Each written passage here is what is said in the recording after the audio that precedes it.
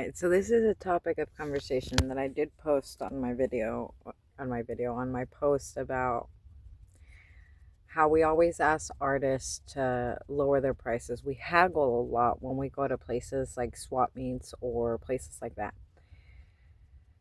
And people think I don't understand the purpose of haggling, but I do. What I'm saying is that if you don't like the price of something, you don't have to purchase it.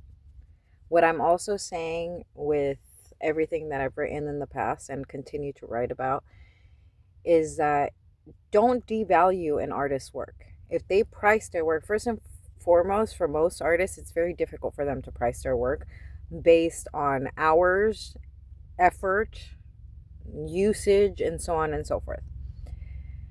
Because why would somebody want to buy our work if it's just to be there, right? If it doesn't have a purpose or whatever.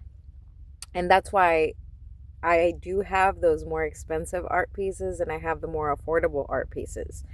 The ones who are, I put more thought and effort into, and the ones that are just for looks or for, like those earrings that were very simple. Somebody traded me a bunch of these things that I use in wind chimes. They're different gemstones, but they already have the little hook to hang them, right?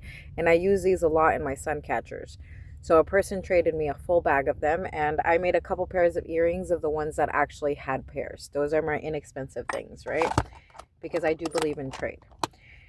Now, when we sit there devaluing a person, well, I don't think it's worth that much.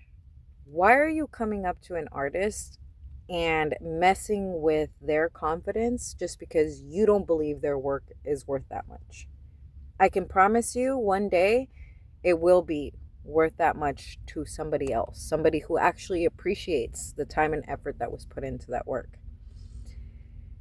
We live in a society where consumerism is rampant, and you guys seem to think that it's better to give a person a gift just to make them think that you were thinking about them rather than actually putting thought into the gift that you're getting to demonstrate through your actions that you were actually thinking about them, not just the passive action of, here, I bought you something because I was thinking about you. Here, like people undervalue the daily memes some of us send to each other as a way to stay connected when there's just too much going on in our lives.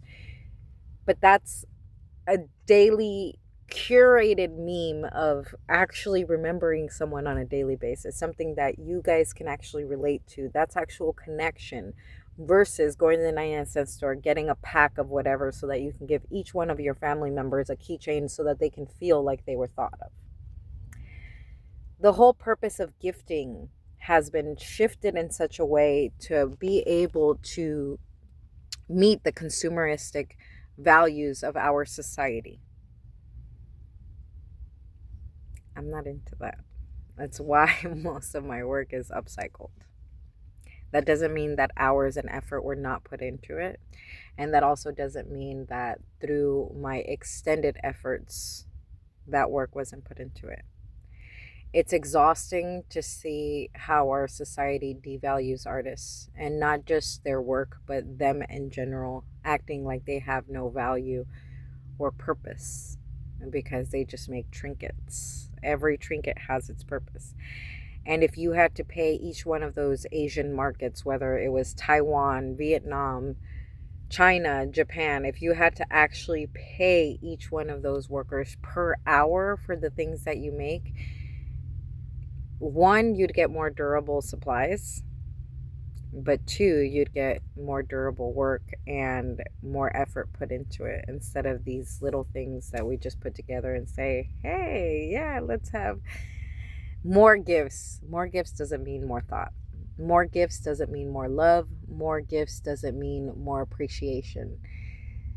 Yes, it doesn't hurt as much when you lose a keychain that doesn't have very much financial value. It doesn't hurt as much, so you don't value it as much, right? You're okay with breaking those keychains. You're okay with them getting lost.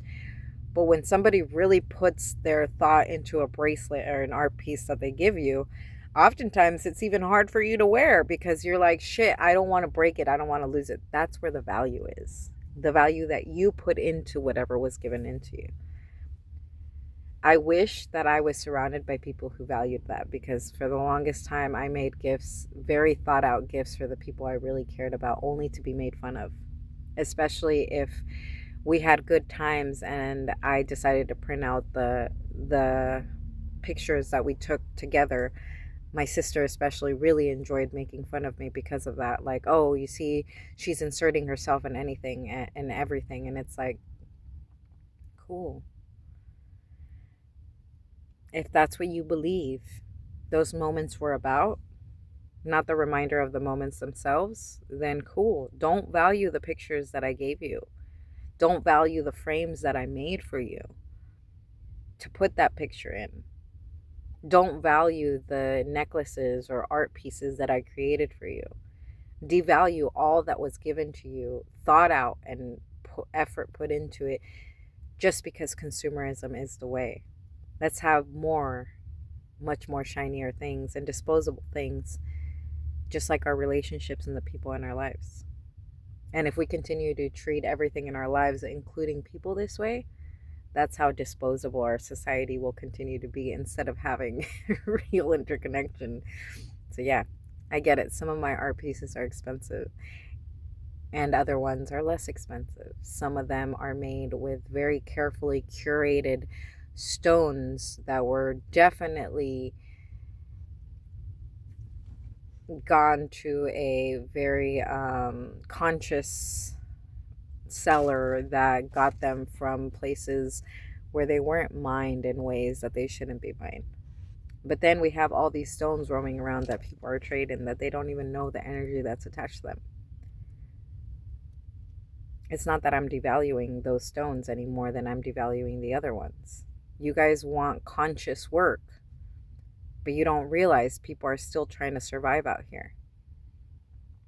And we can be mad at them for not being conscious about what they do, and then claim that we got to let people sleep and not try to awaken people. But you can't have it both ways. You can't have survival and understanding of people's survival and asleepness in the world, and also have people's lack of consciousness make you not want to purchase their items, or too much consciousness because you feel like they think too much of themselves or not enough of themselves. Whatever the case may be, you're already making judgments on why this work isn't as valuable as other people's work. You're devaluing the artist based on your beliefs. You're devaluing the art forms based on consumerism. And that makes me sad, but I'm not worried about it. When people tell me, well, some of your work is overpriced, to you. But I can promise you, every overpriced, according to people, overpriced art piece has sold eventually. And it went to the right home. It didn't go to the wrong home, because those pieces that I put so much energetic effort for a certain purpose and task, that's what they need to be done with. People have to be doing those tasks with them, including spiritual practices. You don't see that work online. It's very intentional with that. And that's the purpose, so that it's not randomly bought by people as trinkets to show off or give away. You don't need to be telling people which spiritual tools they make. You can help their spiritual practice by understanding their spiritual practice and getting them stuff that reminds you of their spiritual practice. But you can't choose people's spiritual tools for them. And you can gift them spiritual tools, but oftentimes the ones that call out to that person have a much deeper interconnected message, or the ones curated and made for that person, whether it was a gift or something that was bought for them. Those carefully curated gifts are the ones that are valuable. And it's the only way to actually beat consumerism, especially if you have your own internalized consumerism. I know, because I used to buy as much clothes to have as many outfits as I could, so that I wasn't wearing the same goddamn outfits every day. Now I don't give a fuck. I used to get used clothes and repair it in ways that would make me look fancier than I was, all for appearances. To have a bigger closet, and for what? So that I could be called a hoarder? Not to be valued for how good I dressed or how well I looked or how professional I was in the employments that I was in. Oh, no, no, no. Let's still call her a hoarder, anyways, and call her a compartmentalizing OCD freak. You're never going to make the world satisfied. You're never going to make them happy. And as an artist, I'm telling you up front, your prices are always going to bother people. Whether you hire them so that they'll value your work more or you lower them so that they'll purchase more. No matter what, you're never going to make everybody in the general public happy. So as an artist, value your own work. When you price it, don't question the price. People are going to question it, but you don't question it. You stand firm in what you believe in. That is how you value yourself. And don't let anybody devalue you. I love you and have a beautiful day.